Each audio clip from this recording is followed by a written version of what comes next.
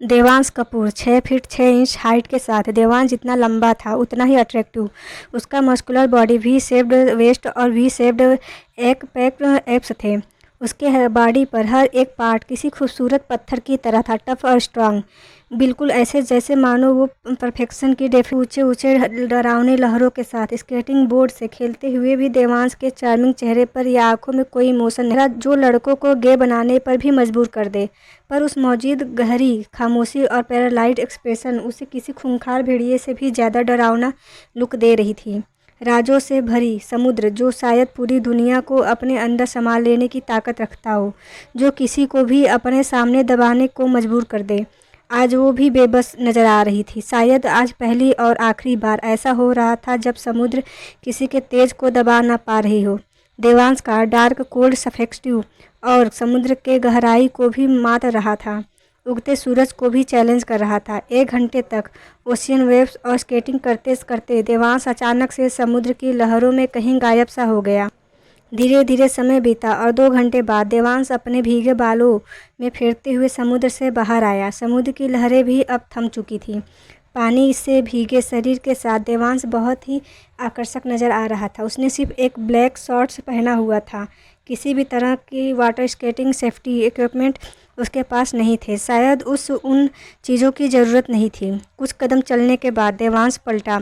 अपनी गहरी काली आंखों से समुद्र की ओर देखते हुए उसने अपने लेजी पतले होठ हिलाए। वेट मी जान, your x hubby is coming soon. उधर कॉटेज में अनेसा डाइनिंग टेबल पर मनन को खाना बोली, आज मैं मीरा के साथ नाइट क्लब जा रही हूँ। मुझे आने में थोड़ा टाइम लग जाएगा। तुम टाइम से डिनर करके सो जाना और ज़्यादा रात तक जाग के पढ़ाई मत करना। अनेसा की बात सुनकर मनन ने मुंह बनाते हुए कहा, यार दीदी आप कैसी बहन हो। मेरे दोस्तों के घर वाले और बहनें उन्हें हमेशा पढ़ने के लिए फोर्स करते हैं, डांट फटकार लगाते हैं, और एक आप हो, आप तो मुझे ज़्यादा से पढ़ाई करने से ही मना करती हो। अनेसा ने मनन की शिकायत सुना और मुस्कुराते हुए उसकी ओर देखा। मनन खाने के टेबल पर भी अपने केमिस्ट्री की बुक लिए बैठा था और तोते की तरह पीरियडिक टेबल रटे जा रहा था। मनन पढ़ाई के मामले में ऐसा ही था, बिल्कुल पढ़ाकू। उसका बस चले तो वो 24 घंटे पढ़ते ही रहे।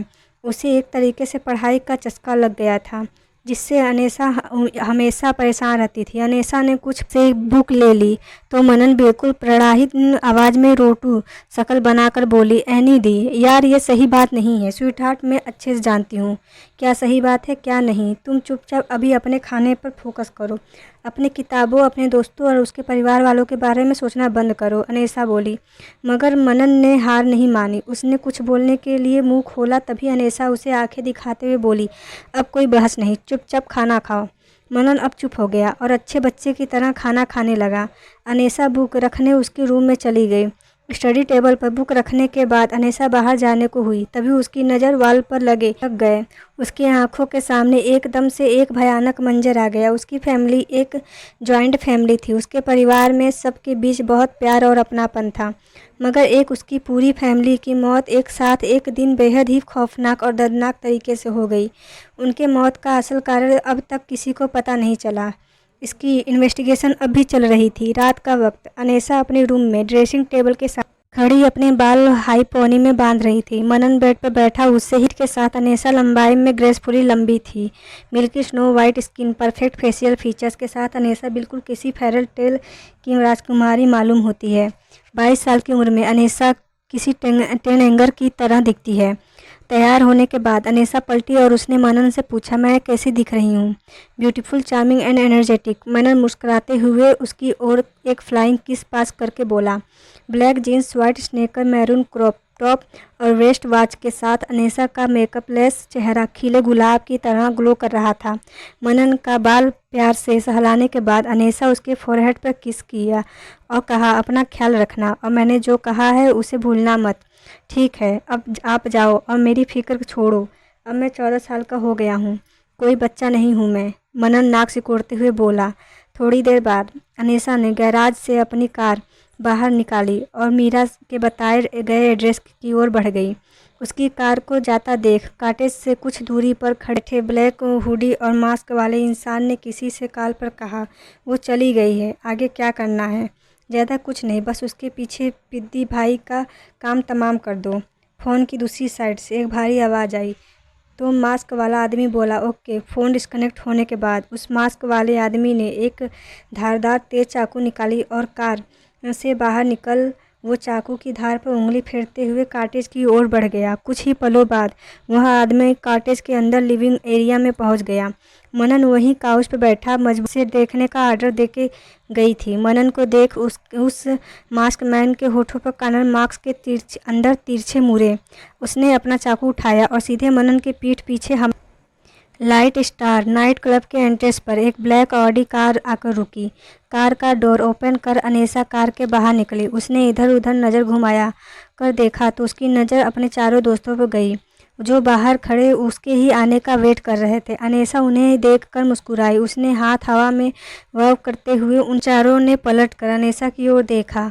वो चारों अनेसा की हम उम्र ही थे। वो दो लड़के जिनमें से एक का नाम अंकित था। अंकित प्रिंसिपल ड्रेसिंग सेंस के साथ दिखने और स्वभाव दोनों में ही एक हैंडसम और डिसेंट बंदा था। वहीं दूसरा रोनित चमक धमक वाले कपड़े पहनने वाला एक ऐसा लड़का था जिसके गर्दन में हमेशा हेडफोन लटका रहता। रोनित अपने अटायर की तरह ही बेफिक्र और कूल बंदा था। वो हैंडसम था और कूल होने के बावजूद कर्ली बालों वाला रोनित किसी चॉकलेट बॉय की तरह दिखता था। अंकित और रोनित के अलावा अनेसा की दो फ्रेंड्स थी, एक मीरा और दूसरी माही। उन दोनों मोहतरमा आज आप फिर से लेट हो। रोनित की बात सुनकर अनेसा मुस्कुराई।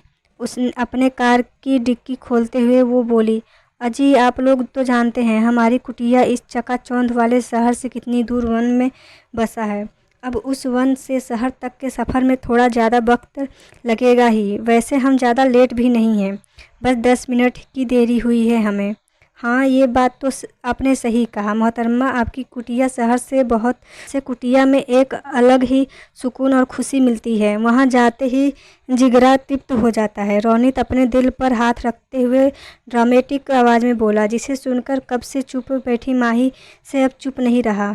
अपनी आंखें सिकुड़ के उसने अनेसा की और रोनित को बारी बारी से घूरा और रोनित के बाल बेरहमी से खींचते हुए कहा, अम्मा सालो अब सब चुप हो जाओ। अपनी ये बकवास शेरो शायरी और मुजाहरे वाली भाषा में बात करना बंद करो, वरना अगर हम अपनी भाषा पर आ गए ना तो अपने शब्द से ही हम तुम दोनों का जिगरा फाड़ देंगे। माही की बात सुनकर रोनित ने अपना बाल उससे छुड़ाते हुए कहा, आ पागल चुड़ैल, छोड़ छोड़ मेरे बाल, वरना तेरी कैंची जैसी भी जीभ काट दूंगा मैं। नहीं छोड़ रही मैं, अब तू काट मेरी जीभ, जरा मैं भी देखूं हमारे सस्ते कूल बॉय में कितना दम है। माही उसके बाल मजबूती से पकड़ उसे झुझलाते हुए बोली। तो अनेसा ने उन दोनों को एक दूसरे से दूर करते हुए कहा, है गाइस calm डाउन, ये लड़ाई वड़ाई कल हम कॉलेज में कंटिन्यू करेंगे। अभी हम तुम दोनों ये पॉज करो और ये बुक्के लो। मैंने ये खुद अपने हाथ अड़े हो गए। उसने झट से रोनित को छोड़ दिया और चमकती आंखों से अनेसा की ओर देखने लगी। अनेसा एक बहुत अच्छी फ्लोरिस्ट थी। हालांकि उसका प्रोफेशन नहीं था, उसे उस गार्डनिंग का शौक था जिसे वो अपने कॉटेज के गार्डन में रंग बिरंगे फूल पेड़ पौधों लगाकर और खूबसूरत यूनिक फ्लावर बुके बनाकर पूरा करती थी। अनेसा के कार की डिक्की में 4 फ्लावर बुके निकाले और उन चारों को देते हुए कहा, इसे अगर तुम सब गमले में डाल दो तो ये पौधे बन जाएंगे और लाइफ टाइम तुम लोगों के पास रहेंगे। अच्छा इसके फूल क्या ये भी ऐसे ही रंग बिरंगे और खूबसूरतदार रहेंगे? अंकित से स्निफ करते हुए पूछा। तो अनेसा बोली, हाँ बिल्कुल, यही तो इनकी खासियत है। मीरा ने अनेसा की बात सुन उसे साइड हग करते हुए कहा, एनी डार्लिंग तू कमाल है, तेरी जैसी मस्त टैलेंटेड बला तो मैंने कहीं देखी ही नहीं। वैसे एनी डार्लिंग तू एक काम क्यों नहीं करती, तू अपना एक और यूट्यूब चैनल क्यों नहीं बना लेती? फ्लावर और गार्डनिंग से रिलेटेड तुझे तो इन चीज़ों में इतनी नॉलेज भी है और तू इतनी अच्छी बुकें भी बनाती है। अरे नहीं यार, अनेसा मीरा की बात सुनकर बोली, अभी कॉलेज की पढ़ाई भी तो है और मुझे ऑलरेडी 3 चैनल्स अकेले हैंडल करने पड़ते हैं। अगर मैंने एक नया चैनल भी खोल दिया फिर तो मेरी पूरी पढ़ाई चौपट हो जाएगी। ये सब मैं कॉलेज कंप्लीट होने के बाद करूँगी। एनीवे तू सब जल्दी से बुके कार में रख के आ जाओ, हमें क्लब के अंदर भी जाना है। मनन के घर पर अकेले हैं, मुझे जल्दी से वापस भी लौटना है। अनीसा की बात सुनकर वो चारों मुंह बनाते हुए फ्लावर बुके कार में रखने लगे। इधर अनीसा ने भी अपने कार की गार्ड को पार्क करने के लिए दे दी। थोड़ी देर बाद वो चारों वापस आए और अनीसा उन लोगों के साथ क्लब के अंदर चली गई। क्लब के अंदर तेज गाने की आवाज़, सारे लोग डांस फ्लोर पर डांस कर रहे थे। कुछ लोग बार काउंटर पर बैठे अपने पसंद का ड्रिंक और वाइन एंजॉय कर रहे थे। अनीसा वहीं एक कोने में बार काउंटर के पास स्टूल पर बैठी अपना जूस एंजॉय करते हुए फ़ोन चला रही थी। उसके चारों दोस्त डांस फ्लोर पर थे। मीरा ने टेढ़ी नज़रों से अनीसा की ओर देखा, फिर रोनित को कुछ इशारा किया।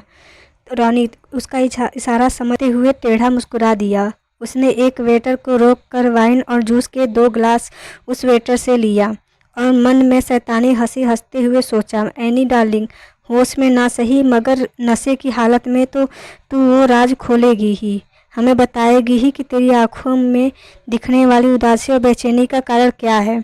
तू हमसे वो कारण क्यों छुपा रही है। इतना कहे रोनित ने हल्का सा वाइन जूस की गिलास में मिक्स कर दिया।